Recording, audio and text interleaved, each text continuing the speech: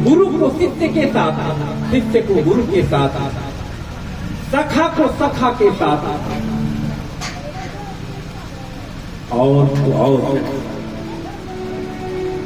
हमको जगत के उन जिनको हम पशु पक्षी प्राणी कहते हैं उनके साथ कैसे जीवन जीना चाहिए, इसका सर्वश्रेष्ठ यदि कहीं जी करके कोई उदाहरण मिलता है तो हमारे राघव सरकार ने जी करके हमको सिखाया है, जी करके दिखाया है कि कैसे जीवन जिया जाए और दुश्मन के साथ भी किस तरह के व्यवहार किए जाएं, इसका भी सम्यक निरूपण मिलता है श्रीमद् रामचरितमानस भगवान में। इसलिए आज सब कुछ भरा पड़ा है, लेकिन दुख इस बात का है कि आज जीवन के आनंद की जो सर्वोत्तम चीज है वह है हमारे आपसी रिश्ते, हमारे मन और दिल का जो रिश्ता है, प्रेम का जो रिश्ता है, सौहार्द का जो रिश्ता है, यह कहीं न कहीं खोता जा रहा है, कहीं न कहीं खो रहा है और इतनी बुरी तरह से खोया है कि आज हम कैसे जिए अपने बंधुओं के साथ, बांधवों के साथ, परिवार के साथ।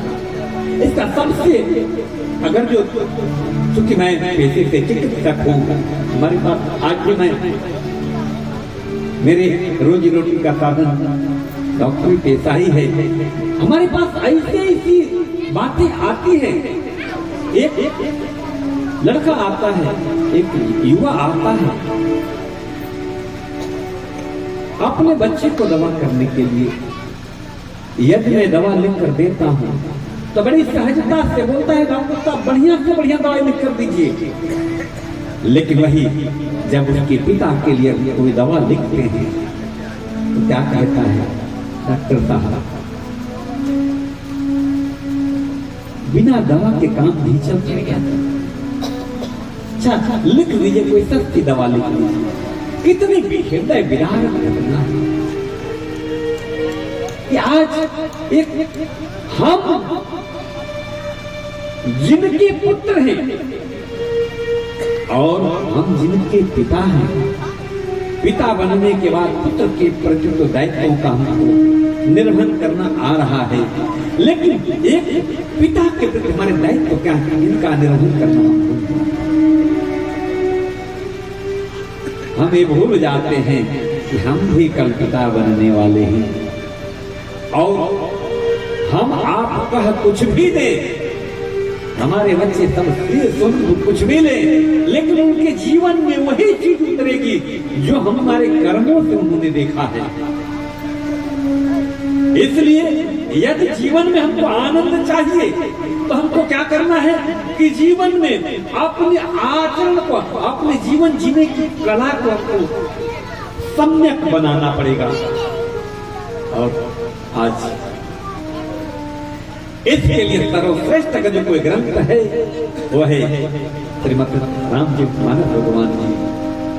और हमारे जीवन का प्रथम कर्तव्य क्या है, प्रथमतः हमको क्या करना चाहिए। आज बहुत सारे लोग जिन्होंने रामचरितमानस भगवान को नहीं पढ़ा है, बहुत तरह के अपवादों और विवादों में फंस जाते हैं, जबकि प्रथमतः पहला ही जो मंगलाचरण का श्रीमद् रामचरितमानस भगवान जैसे शुरू हो रही है, प्रथम जो मंगलाचरण का सूत्र है, वर्णानामर्थ संघानां रसानां छन्दसामपि मंगलानाम च करतारो वंदे वाणी विनायको। वर्ण, अब देखिए सबसे पहले बाबा ने क्या बात हमको बताई है। हम चूंकि यहीं पर हैं, यहीं पे हैं, तो वर्ण का क्या होता है हिंदी साहित्य में, वह छोटा से छोटा सा छोटी सी छोटी इकाई जिसको उससे छोटा न किया जाए, वर्ण है। अर्थात हमको वर्ण का ज्ञान होना चाहिए, शब्द का ज्ञान होना चाहिए, और उसके लिए क्या करना पड़ेगा? हमको पढ़ना पड़ेगा, अध्ययन करना पड़ेगा। वर्ण के अर्थ, उनके समूह के अर्थ, छंद के अर्थ। अब बताइए, बिना पढ़ा लिखा आदमी छंद को कैसे समझेगा? वर्णानाम अर्थ संघानाम रसानाम छंदसामपि मंगलानाम कर्तारो वंदे वाणी विनायको। अर्थात जब हम अपने को वेल एजुकेटेड कर देते हैं, तब जाकर हमारे जीवन में आनंद घटित होता है। लेकिन यहाँ यह भी एक अधूरा सत्य है। ध्यान रखें कि जैसे हम पढ़ लिख लेते हैं, तो हम एक ही चीज सीखते हैं कि हमारे अलावा कोई है नहीं।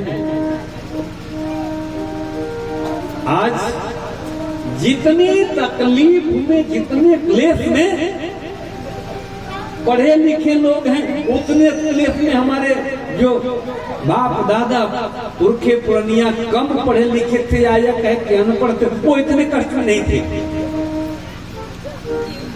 भैया गलत तो नहीं कह रहा हूं, वो बल्कि उनके पास कम संसाधन था, फिर भी उनके पास इतने कष्ट नहीं थे। तो कारण क्या हुआ? शिक्षा बहुत जरूरी है। लेकिन मंगला नाम च कर्तारो वंदे वाणी विनायको। जैसे हमारे पास शिक्षा आती है और हम आध्यात्मिक पथ से विचलित होते हैं, अच्युत होते हैं, अर्थात हमारी जो देवी है। अब कई लोग कहते हैं कि भाई अमेरिका में तो सरस्वती की पूजा नहीं होती है, वहां गणेश जी की पूजा तो नहीं होती, लेकिन इतना डेवलप्ड है कि पूरा विश्व का मालिक है। शायद बंधुओं आपको ना पता हो, एक चिकित्सक होने के नाते मैं जानता हूं, हिंदुस्तान की आबादी का 1/4 आबादी है अमेरिका का। मात्र 35 से 40 करोड़ की वहां आबादी है, और हम लोग 1.5 अरब पहुंच रहे हैं। लेकिन एक अद्भुत बात बताऊं कि हिंदुस्तान में जितने मानसिक शांति और नींद की गोलियां बिकते, जिनको हम सेडेटिव और ट्रंकुलाइजर कहते हैं, उसके कई गुना दवाइयां वहां बिकती हैं। तो अब बताइए, वहां सुख शांति है कि अशांति है? भौतिकता की चकाचौंध तो मिल सकती है, विषय वासना के संसाधन तो मिल सकते हैं, लेकिन जो आत्म शांति है, जो मन की शांति है, जो जीवन की सुख शांति है, वह नहीं है वहां। तभी तो वहां नींद की गोलियां सबसे ज्यादा बिकती हैं। वासनाओं की तृप्ति के संसाधन होने के बाद फिर भी वहां अतृप्ति है। वहां डाइवर्स रेशियो आप शायद जानेंगे, तो हमारे यहाँ जो शादी होती है, हम 7 जन्मों तक निभाने के लिए संकल्प लेते हैं। वहां पता लगे कि शादी हुई अगले साल किसके साथ होगी कोई जानता नहीं। वहां शादी शब्द जो है, विवाह शब्द जो है, ये केवल हमारी सनातन संस्कृति में है। ऐसे जगहों पर जीवन साथी के साथ एक तरह से एग्रीमेंट होता है, कॉन्ट्रैक्ट, जैसे अपने होता है ना, कॉन्ट्रैक्ट लिया गया, कॉन्ट्रैक्ट होता है।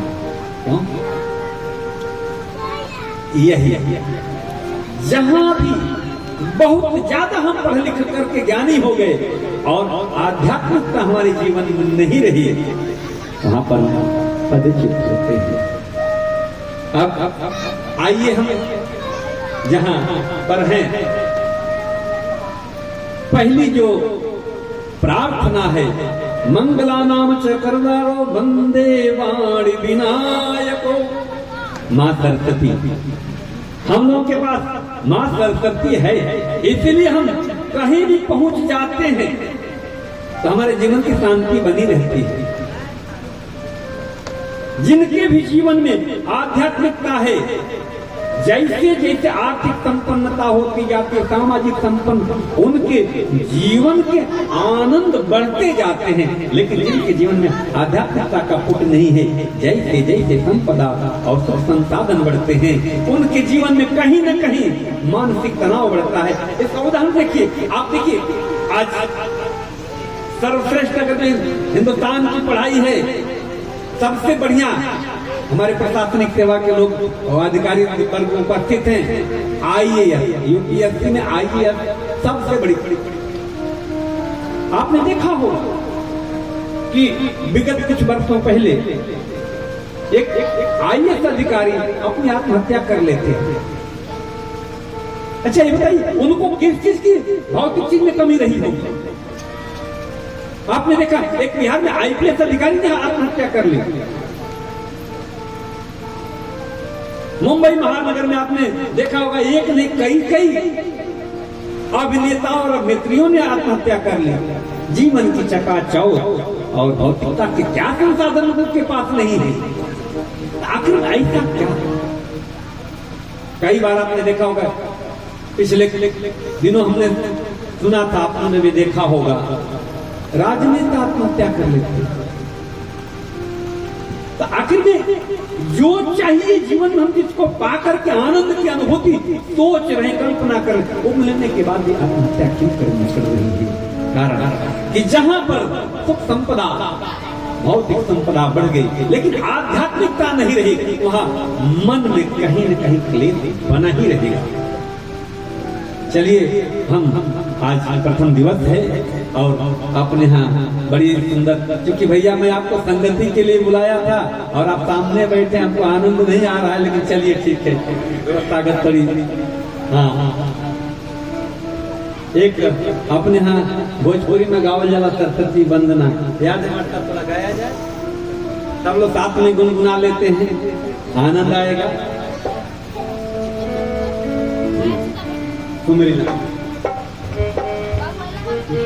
दो पद गाएंगे, ज्यादा मत गाइए, आनंद लिया जाए।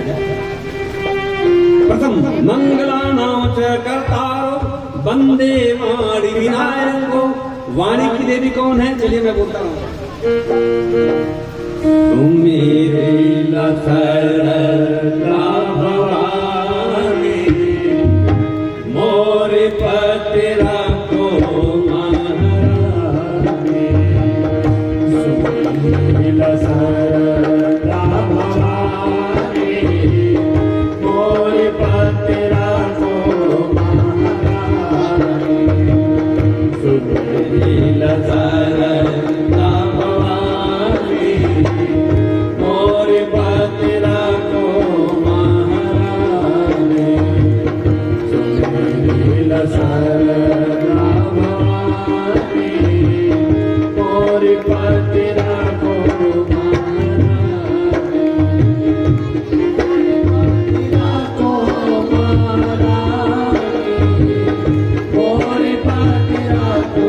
Mahara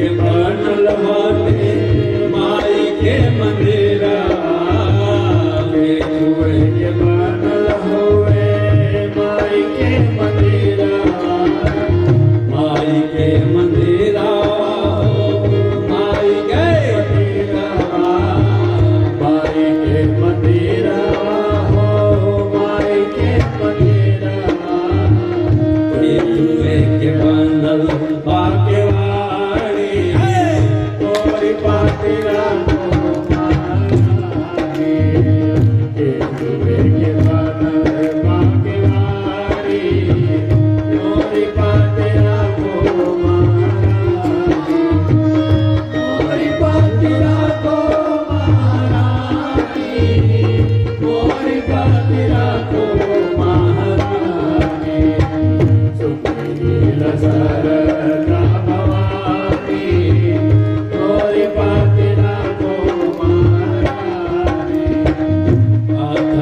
पत्थर के हुए माई के मंदिरवा, हरे पत्थर के हुए माई के मंदिरवा, हरे पत्थर के हुए माई के मंदिरवा, हरे पत्थर के हुए माई के मंदिरवा, माई के मंदिरवा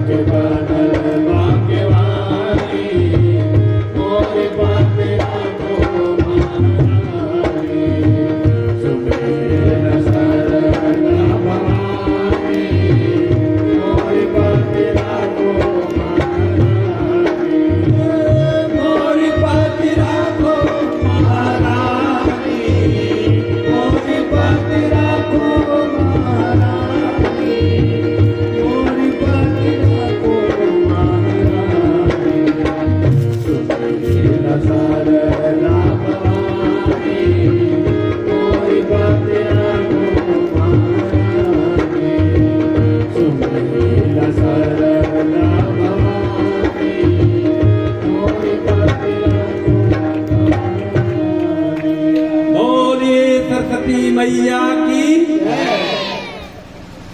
अब इसके बाद दूसरे जो देव की प्रार्थना हुई है वो है वाणी विनायक अर्थात विघ्नहर्ता भगवान गणेश की। बाबा ने बालकांड में 7 श्लोक लिखे हैं। 7 श्लोक के बाद 5 श्लोका के माध्यम से हम चौपाइयों में प्रवेश करते हैं। अब जो दूसरी चौपाई, दूसरा श्लोक है, ये बड़ा महत्वपूर्ण है। आज जो लैक ऑफ कॉन्फिडेंस अर्थात आत्मविश्वास की जो कमी है या रिश्तों में कहें तो जगहनता है, उसकी कमी है। उसका कारण मुझे जो समझ में आता है मेरी दृष्टि में वो यह है, भवानी शंकरो वंदे श्रद्धा विश्वास रूपिणो, भवानी शंकरे वंदे श्रद्धा विश्वास रूपिणो, याभ्याम विना न पश्यन्ति सिद्धा स्वांति सिद्धेश्वराम। अच्छा एक बात बताइए, क्योंकि मेरा एक परिवार है, मैं कथाएं देखिए हिंदुस्तान में चारों तरफ मैं करते रहता हूँ, महाराष्ट्र में जैसा गुरुदेव भगवान ने बताया। लेकिन यहाँ मैं जब कथा करने आता हूँ तो मुझे लगता है कि मैं अपनी माँ की गोद में हूँ, इसलिए मैं कथा करता हूँ तो मैं बड़ा मस्त रहता हूँ। ऐसा लगता ही नहीं कि मैं कथा कर रहा हूँ, इसलिए मैं प्रश्नोत्तर भी कर लेता हूँ। अच्छा एक बात हम इस पर चिंतन करेंगे बाद में। भगवान को किसी ने देखा है?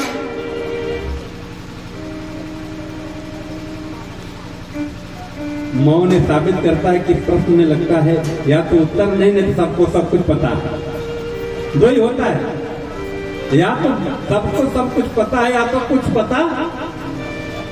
तो अगर जो सबको सब कुछ पता है तो सबको सिद्ध हो जाना चाहिए, क्यों कि सिद्धांत स्वांत ईश्वरम, सिद्ध लोग अपने अंदर ईश्वर का दर्शन करते हैं। मैं नहीं कह रहा हूं, श्रीमद रामचरितमानस भगवान जी कह रही हैं, भवानी शंकरो वंदे श्रद्धा विश्वास रूपिणो याभ्याम बिना न पश्यन्ते सिद्धांत शांति ईश्वरम। बाह्य जगत में जो ईश्वर का दर्शन है हम अपनी अपनी श्रद्धा के अनुसार दर्शन कर लेते हैं, लेकिन जितने भी सिद्ध महात्मा हैं, जितने भी सिद्ध पुरुष हैं, उन्होंने ईश्वर का दर्शन अपने अंदर किया है। अर्थात ईश्वर को अगर जो कहीं ढूंढना है तो हमको अपने अंदर ढूंढना पड़ेगा, जैसे कि हमारे शास्त्र कह रहे हैं।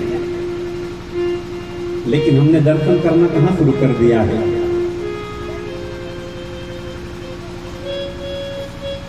हम कुछ ऐसी जगहों पर ढूंढने लगे हैं जहां वो नहीं है।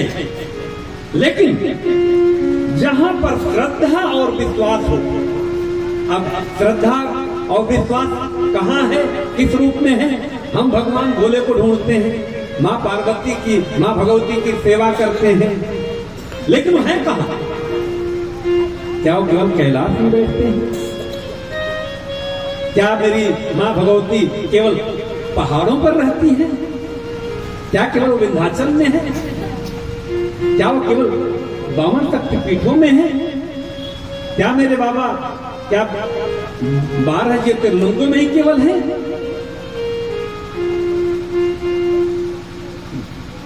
इसका निरूपण बड़ा सुंदर रामचरितमानस जी कह रहे हैं, भवानी शंकरो वंदे श्रद्धा विश्वास रूपिणो। माँ भगवती कौन है? माँ भगवती जगदम्बिका अपरांबा कौन है? हमारे अंदर जो श्रद्धा है, हमारे अंदर जो श्रद्धा है वही परांबा जगदम्बिका भगवती है। और उसके बाद जो विश्वास है, जो विश्वास है वही बाबा भोले शिव है। हमारे अंदर जो श्रद्धा है वही माँ भगवती है, और हमारे अंदर जो विश्वास है वही बाबा भोले हैं। यह कह रही है कौन? दूसरी रामचरितमानस भगवान जी की। अब यहाँ बौद्धिक समाज के साथ यही धोखा होता है, जो बहुत ज्यादा पढ़ा लिखा है उसके साथ यही धोखा हो जाता है। वह के पास कि करा तो हम श्रद्धा करके हमके ढेर जानता हो गया। जो विद्वान जन है, मैं पहले ही कह चुका हूँ कि यहाँ बहुत सारे गोदों में मैं खेला हूँ, तो बहुत ज्यादा दर्शन की बात करूँ तो अतिशयोक्ति होगी। लेकिन एक बात तो जरूर कहूंगा कि जो श्रद्धा है, विश्वास है, वह कहाँ किया जाए? तो हमको सबसे पहले अपने आप पर श्रद्धा करनी पड़ेगी, अपने आप पर विश्वास करना पड़ेगा। और जो अपने आप पर विश्वास करने लगता है उसके लिए जगत में कुछ भी दुर्लभ नहीं है। जो अपने आप पर श्रद्धा कर लिया उसको जगत में कुछ भी दुर्लभ नहीं है। दिक्कत कहाँ आती पड़ती है कि हम दूसरों पर विश्वास करने लगते हैं, और उसके बाद जब विश्वास टूटता है तो क्या कहते हैं? जगत में कोई ठीक नहीं। अरे जहां विश्वास करना चाहिए वहां करना चाहिए। अब प्रश्न है कि अरे गवही कहवा के जानना है, लगत दवा कम चल कर नौटंकी फल ले होगा। निसंदेह ये प्रश्न आपका वाजिब है, इसमें कोई दो राय नहीं। लेकिन दवाखाना आप सबके आशीर्वाद बहुत बढ़िया चल रहा है, एक नहीं दो चल रहा है। लेकिन यहां समझने वाली बात है कि जो एक विश्वास की परंपरा है, जैसे ही आप अपने आप पर विश्वास करने लगते हैं देव कृपा आप पर बरसने लगती है, और देव कृपा बरसने पर आप सब कौन हैं? हम सब कौन हैं? यही तो कह रहे हैं जड़ चेतन जग जीव जग, जड़ चेतन जग जीव जग, सकल राम में जान, बंदो सबके चरण कमल, साजोरी जुगपान। यहाँ पर आप, जब मैं अपने पर विश्वास करता हूँ तो मुझे दिखता है कि मेरे काका हैं, मेरे भाई हैं, मेरे बच्चे हैं और मुझे प्रेम करते हैं, मैं इनको प्रेम करता हूँ और यह प्रेम ही मुझे मुंबई से खुश कर लेता रहता है। कारण इस धरती पर जहाँ इस वक्त मैं बैठा हूँ, व्यासपीठ पर बैठ के कथा कह रहा हूँ, इस धरती का मेरे पर कितना ऋण है। जब मैं बचपन में था तो यहीं पर आकर के चाचा हम लोग गिल्ली डंडी यही खेलते थे। इस धरती का कितना गर्व है मेरे ऊपर। इस गांव के नगर, काका पितिया भाई भतीजा सब यहाँ, आप सबका कितना कर्ज है मेरे ऊपर। हम सबके ऊपर एक दूसरे का कर्ज है। आप याद करें कि जब भी कहीं कुछ घटना घटती थी, मुझे याद है, मैं तो नहीं जानता, भाई साहब जो मेरी दवाई कराए यहीं पर बैठे हैं, 84 में 84 में मुझे एक बीमारी हो गई थी। मैं 4 दिन तक कोमा में था। मैं 4 दिन तक कोमा में था। बाद में मुझे सुनने को मिला कि पूरे उत्तर टोला में खाना नहीं बन रहा था। उसी समय हमारी एक बहन आरती करके है, रामायण चा की लड़की, उसका भी थोड़े टाइम के बाद बीमार हुई थी। पूरा गांव डर गया था। यह प्रेम था कि अगर जो किसी को कुछ तकलीफ हो जाए तो पूरे गांव, यह प्रेम कहाँ मिलेगा? यह प्रेम का कर्ज कैसे हम उतार सकते हैं? ये मेरी माँ है, जो धरती माँ है, यह जो मेरा गांव है, उसका कर्ज है मेरे ऊपर। हम कुछ भी कर ले, कितना भी कर ले, इस मातृभूमि का कर्ज हम उतार नहीं। हाँ, प्रयास जरूर कर सकते हैं कि कुछ तो मेहनत करें और इसका बोध जो है मुझे पुनर्खींच कर लाता है। क्यों कि मैं बहुत जगह कथाएं करता हूँ। लोग कहते हैं कि महाराज आपकी कथा से मुझे फायदा हो गया, ऐसा हो गया, वो हो गया। अब किनको क्या हुआ वो तो जाने, लेकिन उनके शब्दों को सुनकर मुझे विश्वास हो जाता है कि चलो अगर जो किसी और को होता है तो मैं अपने गांव में चलूं। हमारे बुजुर्ग तो ठीक है, उनसे मैं उनकी गोद में खेला हूं उनसे, लेकिन हमारे नए नवागंतुक जो मेरे कपोल हैं, जो युवा हैं, इनको तो कुछ हम जरूर कहेंगे कि भाई तुम भी कुछ करो। अगर जो मेरी यात्रा वहां से यहाँ तक आ सकती है तो तुम भी मेरे ही अंश हो, तुम भी जरूर वहां से यहाँ तक आ सकते हो। यही मेरी कथा का हेतु है, मेरे गांव में मेरी कथा कहने का। अब श्रद्धा विश्वास, या देवी सर्वभूते श्रद्धा रूपेण संस्थिता, नमस्तस्यै नमस्तस्यै नमस्तस्यै नमो नमः। अब विश्वास किस पर किया जाए? विश्वास अपने आप पर, अपने शास्त्रों पर, अपने बुजुर्गों पर, अपने अग्रजों पर, अपने माता पिता पर, अपने गुरुजन पर।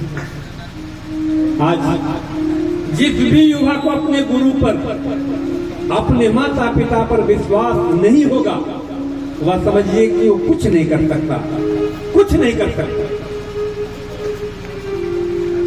आज यहां मैंने किनसे क्या लिया अगर ये कहने लगूं ना तो इतिहास बन जाएगा। जब पहली बार मैं यहाँ से मुंबई नगर में गया था तो शंकर चाचा बैठे हैं, इन्होंने खाना खिलाया।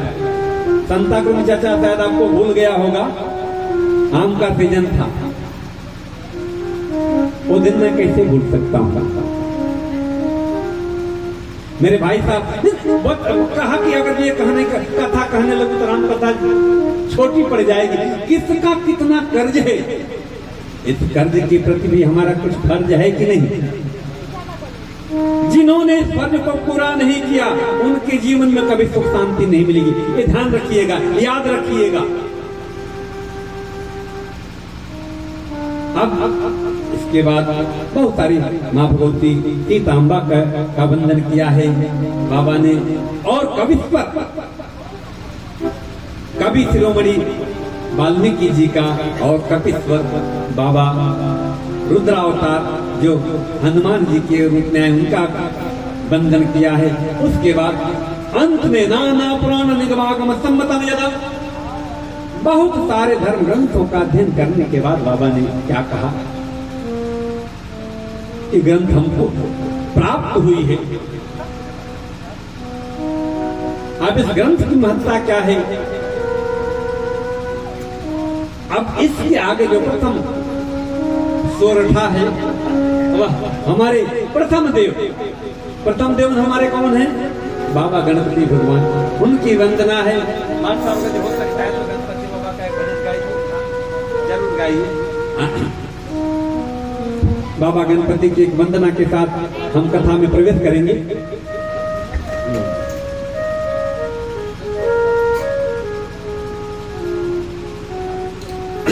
बाबा गणपति कौन है? आप सब जानते हैं। उनके बारे में जब भी कुछ करना हो मांगलिक काम, तो सबसे पहले हम उनको याद करते हैं। भाई माइक वाले से एक आग्रह है कि हमको कल हमारी संगीत पार्टी को जब माइक नहीं मिलेगा तो मजा नहीं आएगा।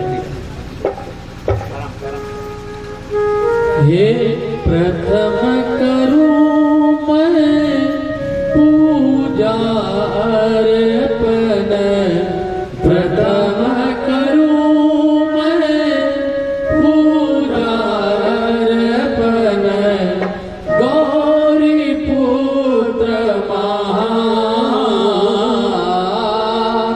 हे गजानन, हे दुख भंजन, हे के पानी हे गजानन, हे दुख भंजन, हे के पानी प्रथम करूं मैं पूजा अर्पण, प्रथम करूं मैं पूजा अर्पण, गौरी पुत्र हे गजानन, हे दुख भंजन, हे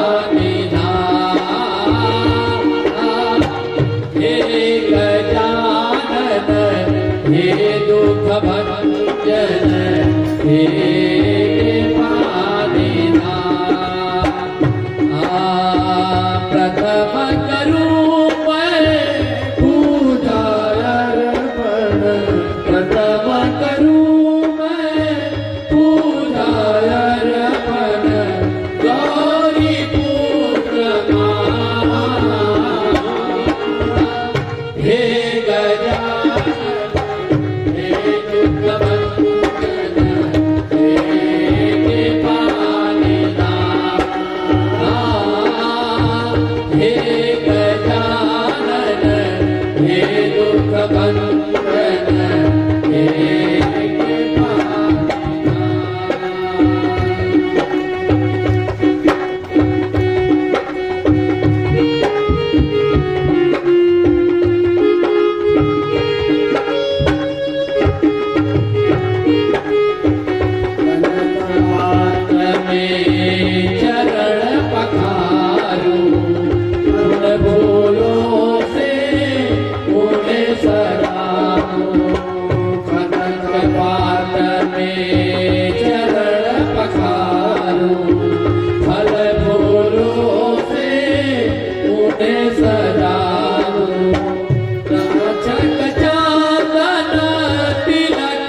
करूं मैं, राजक चांदन तिलक करूं मैं, भोग लगाऊं बारंबार।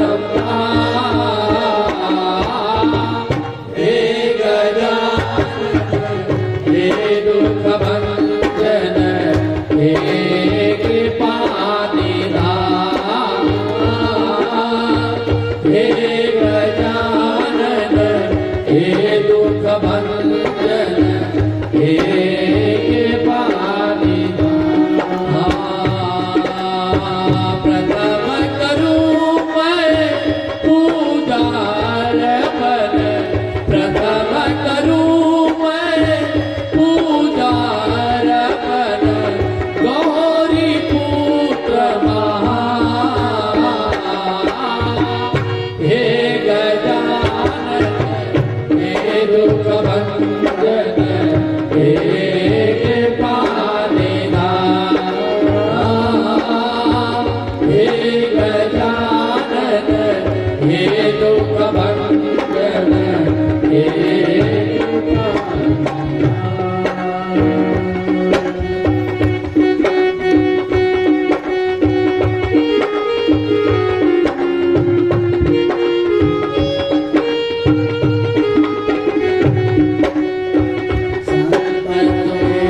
मन को सुख देते, बदले में प्रभु तुझ नहीं लेते। संतों को मन को सुख देते, बदले में प्रभु तुझ नहीं लेते।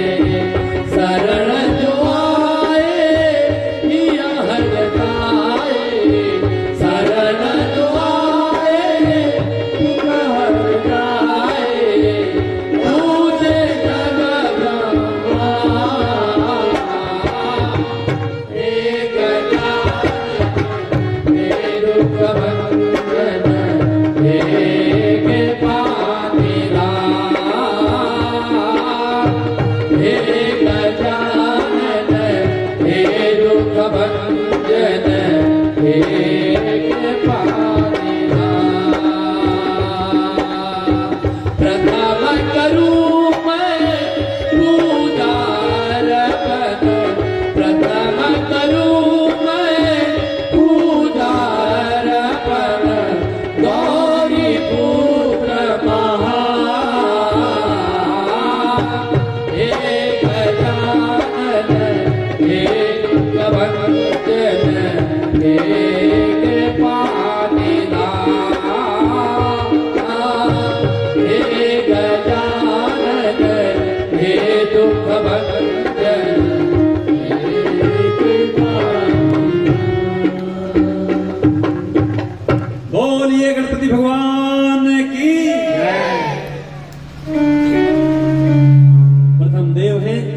आपकी वंदना के बाद आगे हम बाबा ने गुरुदेव भगवान की वंदना की है। आज बौद्धिक समाज के पास तार्किक और बौद्धिक समाज के साथ सबसे बड़ा जो ऊहापोह है वो यही हो गया है। हम सुनते थे बचपन में, अभी भी सुनते हैं, गुरु गुरु रह गए चेला चीनी हो गए।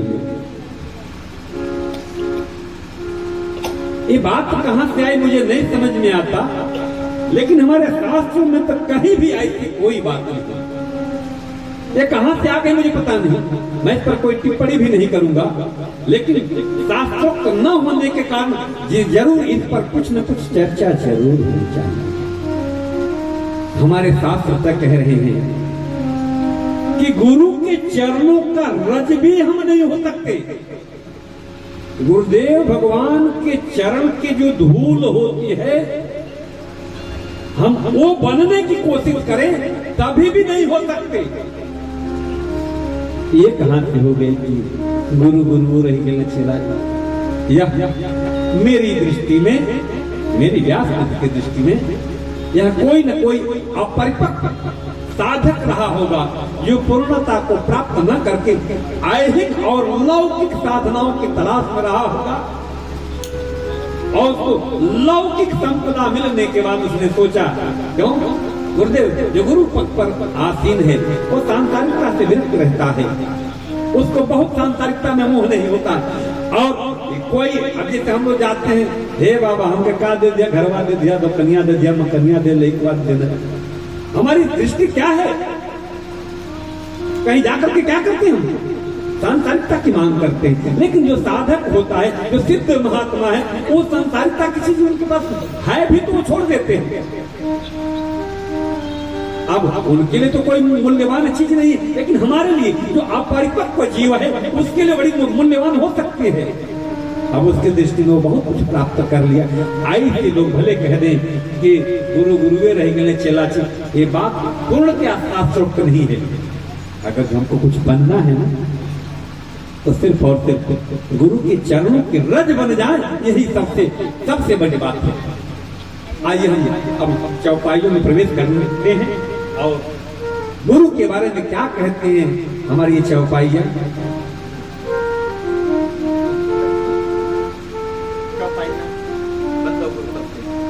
अब गुरु पद रज की क्या महिमा है और किसकी पूजा करनी चाहिए, किसकी अर्चना करनी चाहिए, किसकी बंधन, और उससे मिलता क्या है, बड़ा क्लियर है। वहां पर कुछ शब्द आएंगे जिन पर हम चर्चा करेंगे। गुरु पदुम परागा सुरुचि सुबास सरस अनुरागा गुरु पदुम परागा सुरुचि सुबास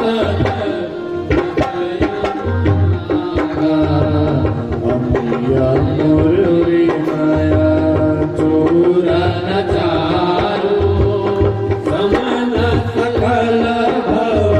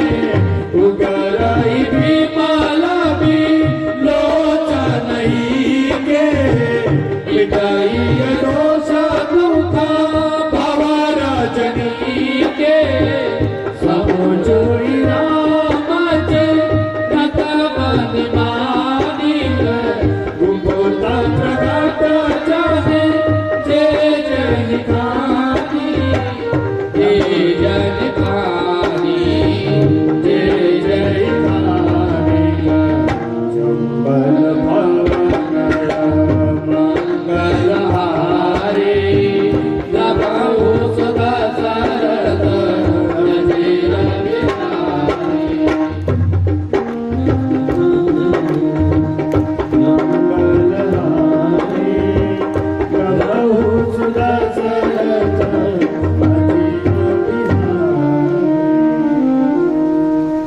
अब देखिए कितनी महत्व की बात है।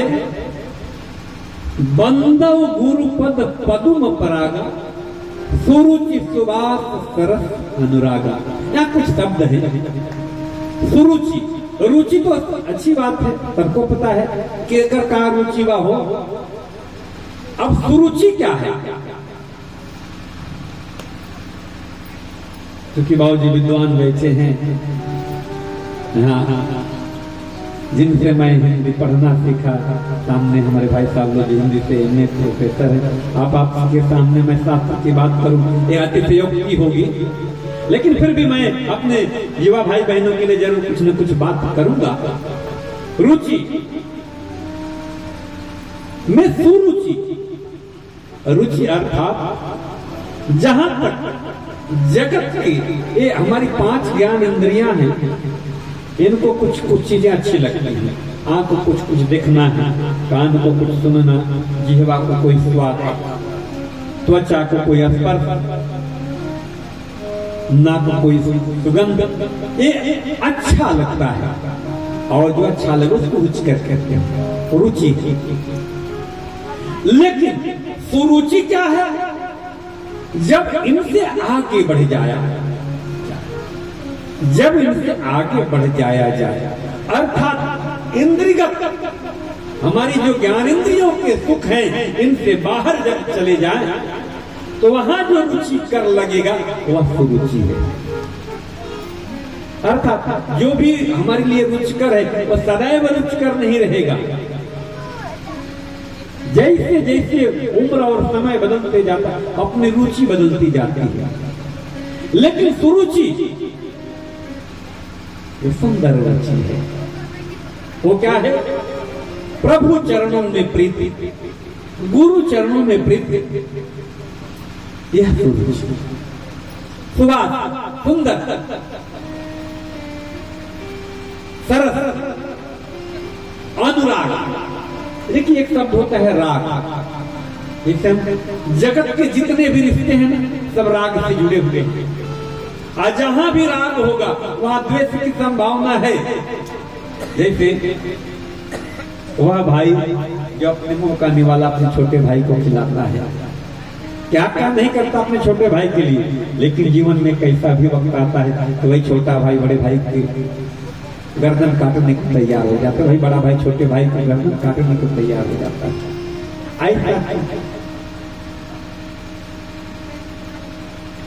एक समय तो सब कुछ था, क्यों? ये राग की वशीभूत किया गया कर्म था। मेरा भाई कुछ कर ले, मेरे पुत्र कुछ कर ले, मेरे दोस्त कुछ कर ले, अब कर लेगा तो उससे मुझे कुछ न कुछ मिलेगा। जहां तक सांसारिक लोभ से मिश्रित, सांसारिक या वासनात्मक लोभ से मिश्रित जो मोह है वह राग है। जब वह पूरा नहीं होता तो वह राग तुरंत द्वेष में बदल जाता है। लेकिन जो अनुराग है वहां कुछ पाने की कामना नहीं है। प्रभु के चरणों में, गुरु के चरणों में, गुरु से क्या चाहिए, प्रभु से क्या चाहिए? जहां तक कुछ चाहिए वहां तक राग है। जहां कुछ पाने की तमन्ना छूट गई वहां से अनुराग शुरू होता है। लेकिन ये कब प्राप्त होगा? जब गुरुदेव भगवान के कमलवत, गुरुदेव भगवान के जो कमलवत चरण कमल हैं, उनके पैर के नीचे की जो धूल है उसकी वंदना करनी है। अब देखिए, एक जगह तो हमारे श्रीमद रामचरित मानस भगवान जी ये कह रहे हैं, और एक जगह हम लोग अपने में सुने हैं कि गुरु गुरुवे रह गए, चेला चीनी हो गए। और तो और कबो कबो तो ये सुने कि कार्य गुरु आ कहीं पार्टी वार्टी बा के ना वोटे तो नहीं यार, ये क्या है? अब गुरु और पार्टी कहाँ पहुंच गए हम, कहाँ चले गए, कहाँ खो गए, जाना कहाँ था। इस जगत में अगर जो कोई सर्वश्रेष्ठ पद है वो है गुरु पद।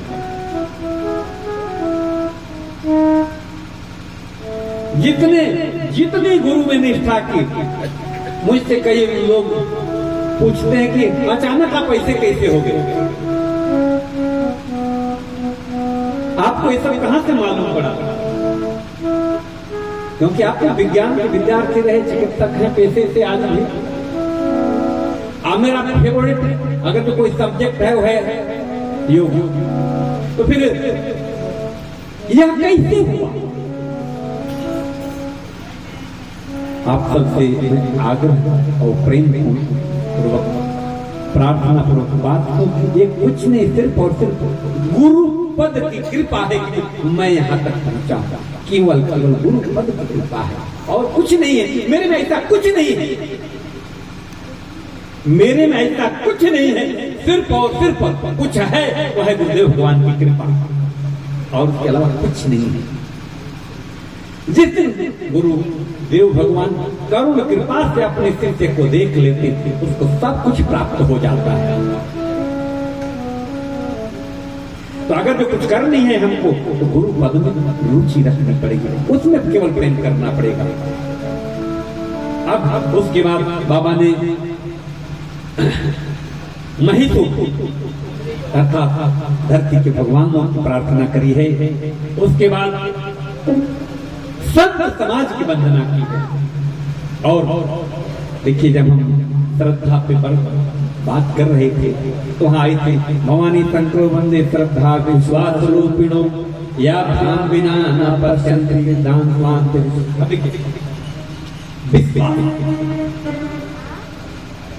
विश्वास किस पर करना है? अभी मैंने बता तो दिया कि अपने आप पर। तो अपने आप में क्या, अपने आप पर किस चीज में विश्वास करें?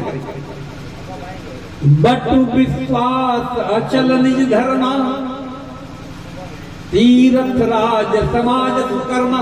बटु विश्वास, अगर बटु आप यहाँ सुने। अच्छा एक बात बताइए, इसमें प्रयागराज को आप लोग गए होंगे, जो भी प्रयागराज गए होंगे मतलब संगम पर, वहां देखिए उसके बाजू में हनुमान जी की मूर्ति, वहां एक बड़ी ऊंचाई पर घेरा हुआ है और ऊपर एक बरगद का पेड़ है,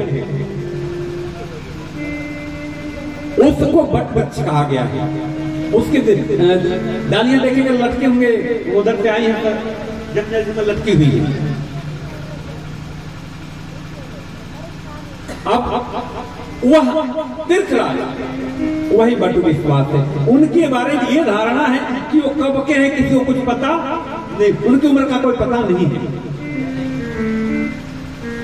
तो हमारा विश्वास उसी तरह से अचल होना चाहिए जिस तरह से बट वृक्ष है। तीर्थराज प्रयाग में जो बट वृक्ष है, जिस तरह से अचल है, हमारा विश्वास उसी तरह से अटल होना चाहिए। किस पर? निज धर्म। हमारा धर्म क्या है? आज मैं सिर्फ और सिर्फ, आप सिर्फ और सिर्फ केवल पिता पुत्र माता बंधु बांधव ही नहीं है, हम बहुत कुछ हैं। और जो भी है सबके प्रति हमारे कुछ निहित कर्म है, निहित धर्म है। एक भाई के साथ हमने चर्चा की, सबके साथ कुछ हमारे जो रिश्ते हैं उनके अनुसार हमारे कुछ निर्वहन करने की परिपाटी है, वह निज धर्म है। तो अगर जो विश्वास करना है तो निज धर्म पर। मेरा निज धर्म मुझे प्रेरित करता है, मुझे मजबूर करता है कि दुनिया में कथा कह करके तुम्हारा निज धर्म पूरा नहीं होगा जब तक कि तुम अपने गांव श्रीनगर में कथा नहीं कर देते। और वह मुझे मजबूर करता है लाने के लिए। निज धर्म यह है कि मैं यदि किसी पथ पर आगे हूं तो मैं कोशिश करूं कि हमारे जो निज लोग हैं वो भी इस पथ पर आगे बढ़े। अब लोग कहते हैं साधु संत कहाँ हैं? इसी चौपाई की अगली लाइन, सब ही सुलभ सब दिन सब देता, सब ही सुलभ सब दिन सब देता, सेवत सादर समन कलेता। साधु संत महात्मा महापुरुष हर वक्त हर जगह उपलब्ध है, हर जगह हर वक्त। हमारी दृष्टि नहीं है, अगर दृष्टि है भी तो सेवक सादर समझ। यदि हम आदर के साथ उनकी सेवा करते तो हमारे जीवन का जो क्लेश है समाप्त हो जाएगा। लेकिन हमारी दृष्टि क्या है? अरे छोड़ा, आजकल तो सब ढोंगी हो गए। ये हमारी दृष्टि ऐसी हो गई है। अच्छा एक बात बताइए, हमारी माता हमारे लिए ढोंगी हो सकती है क्या? हमारे पिता हमारे लिए ढोंगी हो सकते हैं क्या? मेरी माँ मेरी प्रथम गुरु है, सबकी माँ अपनी प्रथम गुरु है, क्या ढोंगी हुई थी क्या? लेकिन हम यदि उनके प्रति हमारा निज धर्म पता नहीं है तो कालांतर में चलकर हम उन्हीं से अलग हो जाते हैं। निज धर्म का यदि नहीं किया अनुपालन तो हम कुछ भी कर सकते हैं। तो हमको क्या करना? निज धर्म पर विश्वास करना है। अब आइए हम आगे बढ़ते हैं। फिर संतों के साथ हमको क्या मिलता है? संत लोग एक ही काम करेंगे, सत्संग करेंगे। और क्या करेंगे? अरे क्या हो रहा है? सत्संग तो हो रहा है। तो हम जब सत्संग करते हैं पुनरपि बारंबार जब हम सत्संग करते हैं तो हमको थोड़ा सा विवेक जागृत होता है। अब आज मेरे युवान भाई बहनों, आप सबसे मैं आग्रह करूंगा के माध्यम से आप खूब पढ़ाई करें, खूब लिखाई करें। आज मैं पूरे टीम के साथ मुंबई से जो आया है, मैं खुद चिकित्सक को सबको पता है। आप गुरुदेव भगवान जो बैठे हुए हैं राम जी महाराज, आप पीएचडी है एक विषय में, अभी आपने सुना। एमफिल डॉक्टर करने के बाद इतने अध्ययन अध्यापन के बाद भी ये बताइए, एमए कल है तो काला टाइट कर, एमए तक बहुत दूर के बाद मैं बीए कल, इतने के बाद भी आपकी सहजता का मैं नमन करता हूं। उसके बाद इतनी ऊंचाई के बाद भी सहजता कितनी है?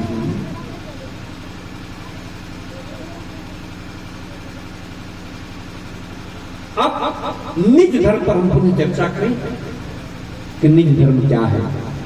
इसका अगर जो सबसे सुंदर कोई उदाहरण है, चलिए भजन के माध्यम से बात करते हैं। एक भजन में रामचरित रामायण जी की जो चर्चा है कि रामायण हमको क्या सिखाती है, चलिए भजन के माध्यम से बिल्कुल बात को समझने की कोशिश करेंगे। हमें निज धर्म पर चलना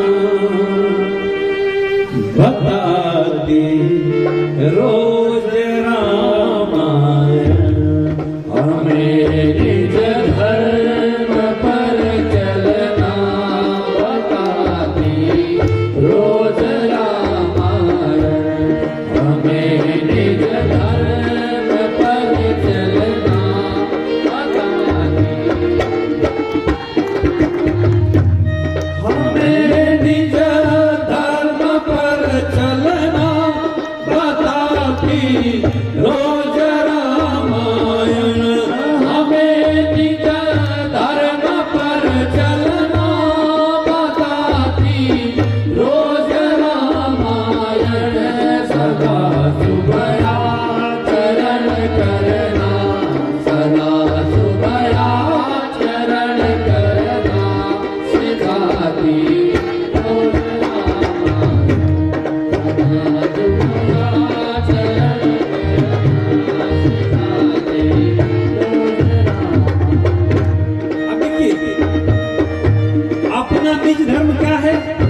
आचरण जो हमारा होता है वही हमारे निज धर्म को पूरा करने का माध्यम है।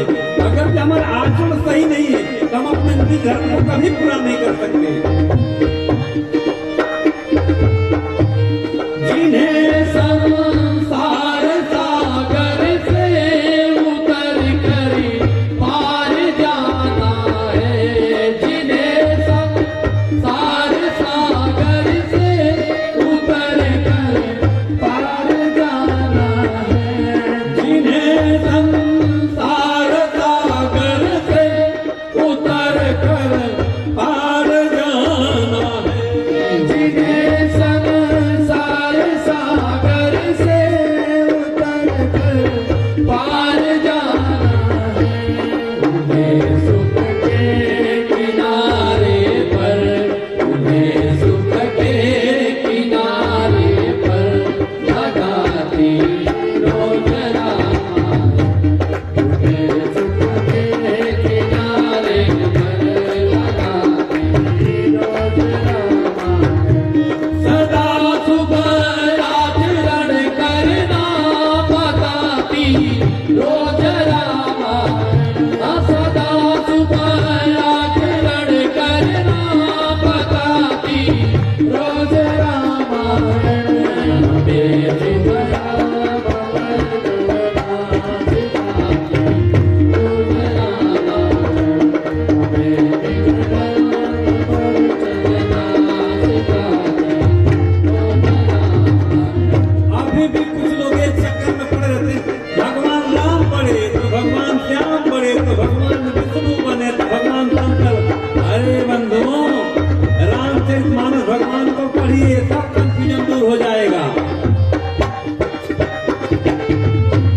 कहीं छवि विष्णु की बाकी, कहीं शंकर की है झांकी, कभी छवि विष्णु की बाकी, कहीं शंकर की है झांकी, कहीं छवि विष्णु की बाकी, कहीं शंकर की है झांकी, कहीं छवि विष्णु की बाकी, कहीं शंकर की है झांकी।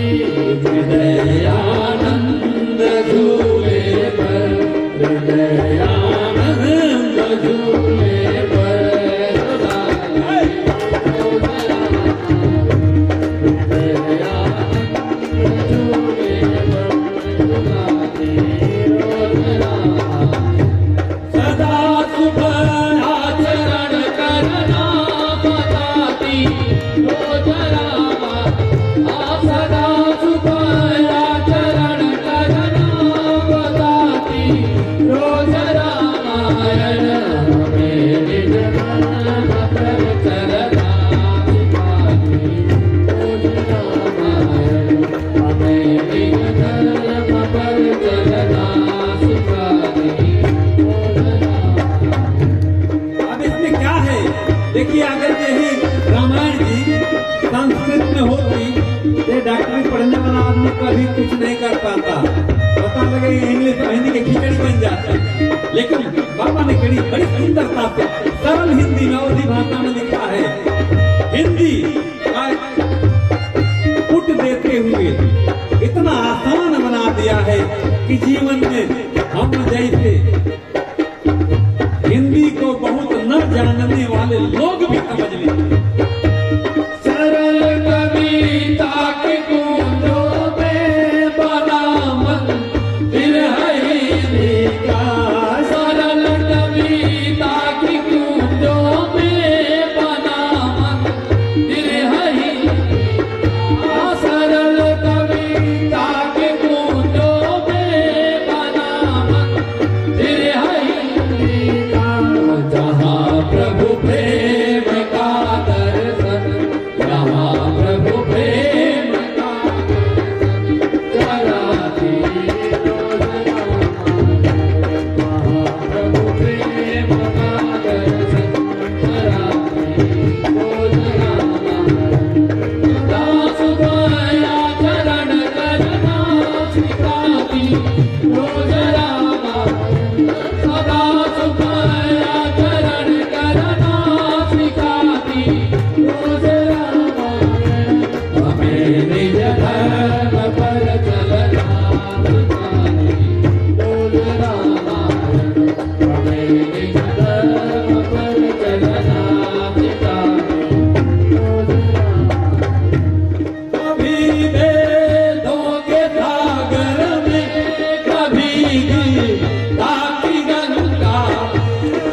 कभी वेदों के सागर में, कभी गीता की गंगा में, कभी वेदों के सागर में, कभी गीता की गंगा में, कभी वेदों के सागर में, कभी गीता की गंगा में, कभी सरबिंदु में मन को, कभी सरबिंदु को मन को डुबाती योजना, कभी सरबिंदु में मन को डुबाती योजना।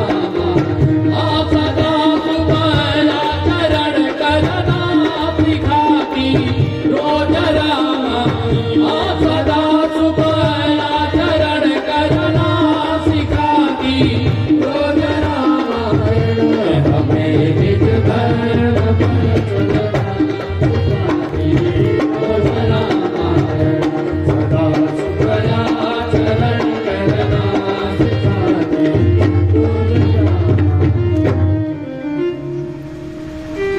रामायण जी हमको क्या सिखाती है? निज धर्म। आज देखिए हमारी मानसिकता, हमारी सोच, हमारी चिंतन प्रणाली ऐसी हो गई है कि हम हर चीज को लाभ हानि की दृष्टि से देखते हैं और हर चीज को हम राजनीति से प्रेरित दृष्टि से देखते हैं। मित्रों, यह दृष्टि दोष है। उगरहि विमल विलोचन ही के, मिटे दोष दुख भव रजनी के। जब तक हमारी आंख दो रहेगी ना राग और द्वेष, तब तक भाव सागर का कष्ट दूर नहीं। अब इसको ऐसे ही समझे, हमारे दो लड़के हैं, दो बच्चे हैं, अगर दोनों में एक को थोड़ा ज्यादा और एक को ज्यादा कम मानो, क्या होगा? आनंद रहेगा कि विपत्ति अपने आप ही चली आएगी, जोड़ना नहीं पड़ेगा, अपने आप चली आएगी। हमारे अंदर जो राग और द्वेष की दृष्टि है, यही हमारे राग और द्वेष की जो दृष्टि है, यही हमारी दृष्टि को निर्मल नहीं होने देती। और जब तक निर्मल नहीं होगी दृष्टि, तब तक हम भाव सागर के जो क्लेश है इनसे हम पार नहीं कर सकते। माई में बहुत छुटका के मारने डाल रहा, समझ लो तो बड़की पर तो ये आए थे इकट्ठे कुल झाड़ू पोछा लेके बढ़िया से लीप दी बढ़िया। बाबूजी लोग का बड़का बड़ा प्यारा लगे लगे। ध्यान रखिए, यही दृष्टि का दोष है। हमारी आंखें हैं, इनमें दैत्य नहीं होना चाहिए। अब एक कथा चल रही है, कथा जगत कल्याण के लिए होती है। इसका किसी जाति धर्म संप्रदाय, किसी राजनीति, किसी अर्थ से कोई और रह गया अर्थ लाभ की। यदि अर्थ लाभ के लिए करना हो कथा, तो फिर अपने गांव आने की जरूरत नहीं है। अपने गांव आने का मतलब कि हमारी पूरी पार्टियां को लेकर के जितना खर्चवा लग जाता है वो अभी हमारे जेब से ही जाता है। लेकिन नहीं, फिर भी मेरे उस फर्ज से, उस धर्म से बहुत कम खर्च होता है। मेरा जो धर्म है इस धरा के लिए, इस गांव के लिए, इन क्षेत्र के लिए, आप सब के लिए जो मेरा धर्म है, उसकी तुलना बहुत हर चीज को राग से न देखा जाए, द्वेष से न देखा जाए, लाभ के लिए न किया जाए। कुछ काम ऐसे भी किए जाए जिससे सब आए। और जैसे जैसे बात बढ़ते जाते हैं, वैसे वैसे जीवन अपने आप बड़ा आनंदमय हो जाता हो। अब मैं अपनी बात बताऊं, यहाँ जितने भी बच्चे मुंबई से आए हैं, एक बच्चा फंस गया है, उसका बेचारे का टक्कल चल रहा है। आपने देखा कि आपके बच्चे रसिया से डॉक्टरी कर रहे हैं। हमारा एक बच्चा राहुल साहब आप जानते हैं, वो सहारनपुर से कर रहा है। आप अपूर्वा जी, आप भी द्रोणाचार्य से डॉक्टरी पढ़ रहे हैं। अजय पैथोलॉजिस्ट हैं वो।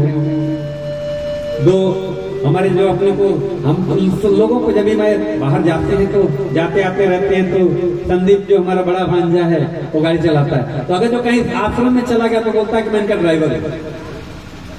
कई लोग तो उसके साथ इतना व्यवहार भी कर देते हैं, लोगों को कंफ्यूज रखता है। आज बहुत अच्छी पढ़ाई किया, अभी भी कर ही रहा है। जो दीपक है वो भी फार्मा कर रहा है। देखिए, हम पढ़ाई करें, लेकिन पढ़ाई के साथ जब गरज आई सब लोगों ने सब छोड़ करके इस निज धर्म को निभाने के लिए हमने हाजिर हो गया।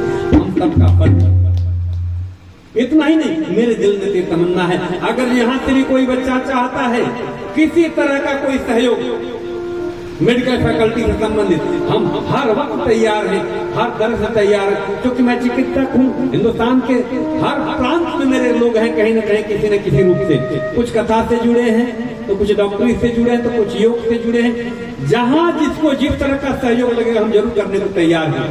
ये हमारा निज धर्म है, यह धर्म है। अब निज धर्म पर आदमी आता क्यों है? अरे भाई, ये कोई नई बात तो नहीं बता रहा हूं, सबको अपना पता है क्यों नहीं आता। इसका कारण यही है कि निज धर्म उनके घर वाले से ना पता चलता, कहां से कि हमके जितना पढ़ैया होता है नेक के बाद की नहीं लायक पढ़ ले कि खूब बढ़िया नौकरी पा जा, खूब बढ़िया पैसा कमा। गलत तो नहीं कह रहा हूं, पढ़ाई का हेतु क्या है आज की तारीख में? लेकिन पढ़ाई का वास्तविक हेतु मेरे बड़े भैया यहाँ बैठे हैं, जब मैं बचपन में था तो उन्होंने पढ़ाई की वास्तविक हेतु को मुझे बताया था। पढ़ाई ज्ञान मूलक होना चाहिए, अर्थ मूलक नहीं होना चाहिए, त्याग मूलक होना चाहिए, संग्रह मूलक नहीं होना चाहिए। और उन्होंने केवल किया नहीं, जीवन में उतार करके भी दिखाया। उन्होंने कभी अध्ययन को संग्रह का पक्षधर नहीं बनाया। आज पैसा बहुत जरूरी है और नहीं होगा तो पांडाल और सब कैसे चलेगा? इसकी व्यवस्था में तो खर्च होगा, लेकिन हमारी पढ़ाई का हेतु वही हो जाए। यह हमको कहां से मिलता है? हम जब अपने इर्द गिर्द देखते हैं तो यह भाव हमारे अंदर भर दिया जाता है, और जैसे यह भाव भरता है हम फिर समाज उपयोगी न होकर के, परिवार उपयोगी न होकर के, हम केवल अपने इंद्रियगत भोगों के लिए उपयोगी होकर रह जाते हैं, इससे ज्यादा कुछ नहीं कर पाते। तो हम जैसे जैसे अध्ययन में आगे बढ़ते जाते हैं, यही भाव दशा, इतना पढ़ लो, ऐसा पढ़ लो कि बहुत पैसा कमाओ। निसंदेह अब एक अनुभव बताऊं, ये सबको अनुभव है इसका, हम कोई नई बात नहीं बता रहे, समझने वाली बात है। एक बेटा बहुत अच्छे से कमा रहा है, 3-5 करके गल ब्राइब लेकर के पिताजी को दे रहा है। पिताजी बड़ा खुश कि बेटा हमारा बहुत 2 नंबर का पैसा भी लाकर हमको दे देता है। कुछ दिन के बाद बाबूजी शादी कर देते हैं लड़के का। अच्छी बात है, सब बात करते हैं। अब उसका कुछ हिस्सा उधर जाने लगता है। कभी भी पिताजी ने मना नहीं किया गलत पैसा क्यों लेते। अब जब गलत पैसे की आदत पड़ी तो ज्यादा खर्चा भी हो गया, अब हिसाब से खर्चा बढ़ गया। अब उधर उसका व्यवहार भी वैसा है, पत्नी आई तो उसको भी थोड़ा भाई खर्चा बढ़ ही मिलेगा। अब पैसा कुछ उधर चला गया, अब पिताजी को थोड़ा कम मिल रहा है। पिताजी अब कह रहे हैं कि हमारा लड़का लायक से नालायक हो गया। अरे जिस दिन वो नालायक हुआ था उस दिन तो आपने टोका नहीं, तो आप क्यों टोक रहे हो? क्या आपने सोचा कि हमारा बच्चा गलत पैसे कर ला रहा है? तो हमको मूल पर प्रहार करना पड़ेगा, और ये मूल कहां से सुधरेगा? इसके लिए बड़ी सुंदर कि जब तक हम संतों की संगति नहीं करेंगे, सत्संग नहीं करेंगे, तब तक के मूल की भूल हम कबूल नहीं करते। यही मूल की भूल है। मूल की भूल कबूल किए बिना मूल की भूल कबूल किए बिन सूल बबूल न जाए। हमारे जीवन में जो सूल है ना, जो कष्ट है, वो केवल मूल में जो हमने भूल कर दिया है, उसी के कारण है कि हमको केवल और केवल लाभ चाहिए। क्योंकि मैं महानगर में रहता हूं, यहाँ बहुत सारे लोग महानगर से आए भी हैं। महानगर में पैसा बहुत है, संदेश में कोई दो राय नहीं, लेकिन सबसे ज्यादा डायबिटीज की ब्लड प्रेशर की गोली भी वही बिकती है। तो एक जब तक हम अपने मूल को नहीं संभालेंगे, अर्थात काम क्रोध मद लोभ मोह मत्सर, ये 6 मूल की भूल है, इनको जब तक नहीं सुधारेंगे तब तक हमारे जीवन में उसको शांति नहीं मिलेगी। लेकिन ये सुधरेगी कैसे? उसके लिए बड़ी सुंदर बात है कि संतों का सत्संग, जिसको कहा गया है कि सत्संग ही वह सत्संग ही वह माध्यम है जिससे हम अपने मूल की भूल को समझ सकते हैं। आइए सत्संग महिमा का वर्णन करते हुए आज की कथा को हम विश्राम देंगे, क्योंकि लेट हो गया है, ठंडी भी पड़ रही है। मैं देख रहा हूँ कुछ लोग कुड़कुड़ा रहे, चूंकि हम व्यासपीठ होते तो हमारी मस्ती होती है, हमारी ठंडी भाग जाती है। लेकिन भाई सुनने में थोड़ा सा ठंडी है, और मैं व्यवस्थापक मंडल से आग्रह करूंगा, आज तो लेट हो गया है, कल के समय में थोड़ा हम लोग परिवर्तन करेंगे, क्योंकि इतना लेट होना आनंददायक नहीं है। हमारे सुनील बाबू, हमारे बहुरानी भी मुंबई कल्याणपुर से आए हैं, अन्य जी का भी थोड़ा ध्यान रखा जाए, और कब से कथा रखी जाए। हाँ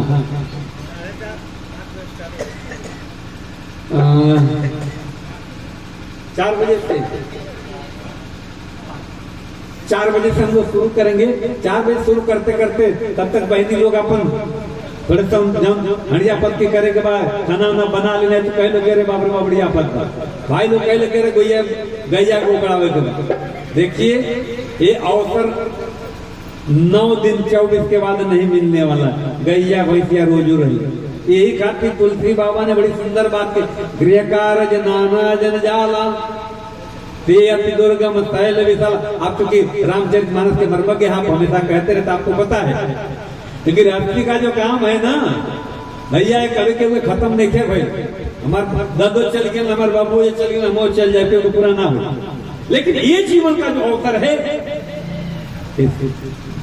बड़े सौभाग्य के बाद मिलता है। हम इन 9 दिनों में थोड़ा सा अपने गृह कार्य को मैनेज करके आए और सत्संग का लाभ लें। चलिए हम सत्संग महिमा पर एक भजन गाते हैं, और उसके बाद नमः सत्संग। अब अगर जो भाई जो सत्संग में आएंगे तभी हमारा जो मूल का भूल समाप्त होगा। सत्संग देता क्या है? सदा जो सुसंगत में क्या है? यह सुसंगति, ये संगति नहीं, ये सुसंगति। यहाँ पे भगवान चर्चा हो रही है। जो सुसंगत में